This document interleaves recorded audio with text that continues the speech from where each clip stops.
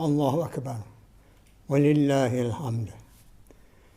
Dengan memasuki gerbang Aidil Adha, kita wajar bersyukur kerana dapat memeriahkan masjid, balai ibadat dan surau, serta rumah malah negara dengan takbir dan tahmid memuji Allah.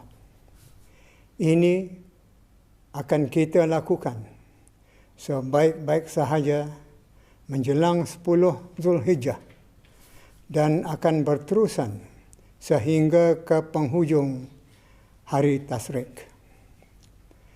Takbir dan tahmid adalah kalimat agung yang cuma layak diucapkan untuk Allah Subhanahu wa taala semata-mata, di mana pengucapnya pula akan dikurniakan dengan ganjaran pahala. Apabila takbir dan tahmid diucapkan dengan penuh keimanan, maka manisnya pasti sampai ke dalam hati dan sanubari.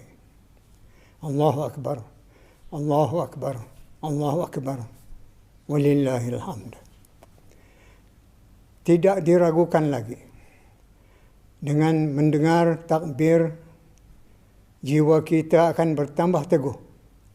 Maka oleh itu, dalam keadaan sekarang, takbir dan tahmid serta lain-lain zikir adalah mustahak untuk dijadikan pakaian supaya jiwa kita tetap tabah dan sabar menghadapi apa jua keadaan dan ujian.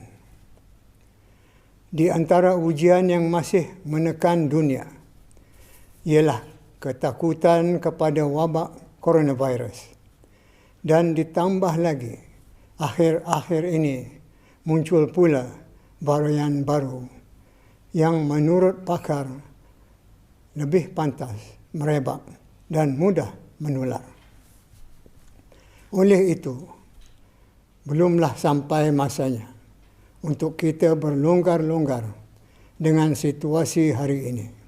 Tetapi masih sahaja perlu untuk terus berhati-hati dengan mematuhi protokol kesihatan di samping konsisten mengamalkan vaksin ketuhanan selaku perisai diri.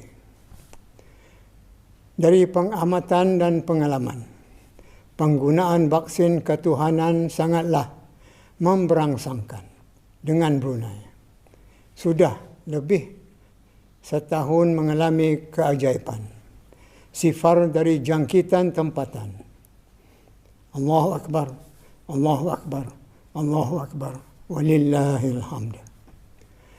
Beta menaruh keyakinan bahawa apa yang berlaku kepada Brunei Darussalam adalah berpunca dari keberkatan mendekati Allah.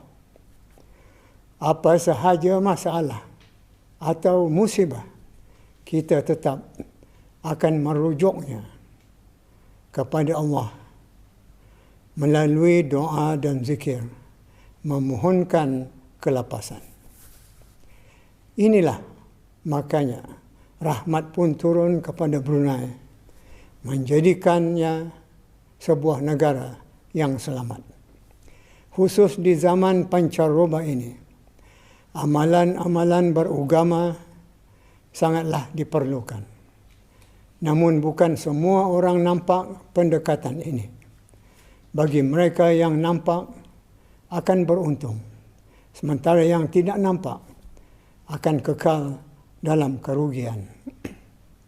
Kita di Brunei tidak mahu berada dalam kerugian. Kerana itulah, dalam menghadapi wabak, kita dari awal-awal lagi sudah membiasakan diri dengan zikir dan doa. Membiasakan diri dengan vaksin ketuhanan ini adalah ia tuntutan agama. Ia perlu dibuat dengan yakin dan sabar.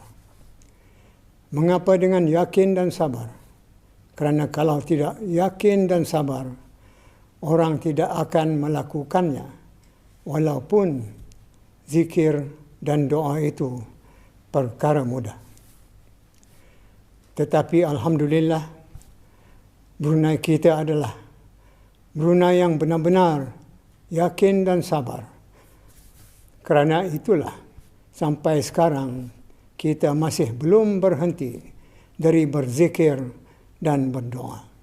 Allahu Akbar, Allahu Akbar, Allahu Akbar, walillahil hamd. Yakin dan sabar itu adalah pakaian nabi-nabi dan orang-orang saleh. Lalu kerana yakin dan sabarlah Nabi Ibrahim alaihissalam sanggup melaksanakan perintah Allah untuk menyembelih putra baginda Nabi Ismail. Ini adalah tahap tertinggi contoh orang yakin dan sabar ketika berhadapan dengan ujian. Akhirnya, beta dan keluarga beta ingin mengambil peluang di sini untuk mengucapkan selamat Hari Raya Aidil Adha kepada semua lapisan rakyat dan penduduk yang beragama Islam. Semoga sekalian kita akan terus berada dalam perlindungan dan pemeliharaan Allah Subhanahu wa taala. Amin. Sekian, wabillahi taufiq wal hidayah. Wassalamualaikum warahmatullahi wabarakatuh. Demikianlah tadi titah perutusan ke bawah Duli Yang Maha Mulia Paduka Seri Baginda Sultan Haji Hassanal Bolkiah Muizzaddin Wad Daulah Ibni